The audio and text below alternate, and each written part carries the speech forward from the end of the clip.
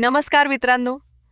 मुंबईहून कोकणात जाताना कशेडी घाट, आरवली किंवा परशुराम घाटातल्या ट्रॅफिकला आता गुड बाय म्हणायची वेळ आली आहे. कारण M2M फेरीज घेऊन येत आहे बहुप्रतीक्षित मुंबई ते विजयदुर्ग रो सेवा. ही सेवा नेमकी कशी आहे, खर्च किती आणि वेळ किती वाचणार, चला पाहूया.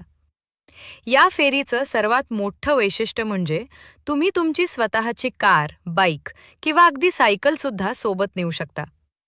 सकाळी 8 वाजता मुंबईच्या भाऊचा धक्का इथून ही बोट निघते आणि दुपारी 3 वाजेपर्यंत तुम्ही थेट विजयदुर्ग बंदरात असाल. बोटीच्या आतलं वातावरण एखाद्या क्रूझसारखं आहे. यात 4 श्रेणी आहेत. 1. इकॉनॉमी 2,500 रुपये 2. प्रीमियम 4,000 रुपये 3. बिझनेस 7,500 रुपये 4.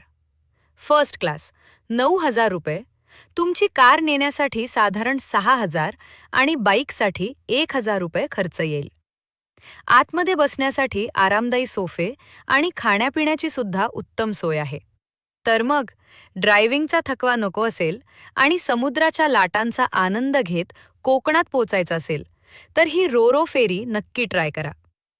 तिकीट बुकिंगसाठी तुम्ही M2M फेरीजच्या वेबसाईटला भेट देऊ शकता.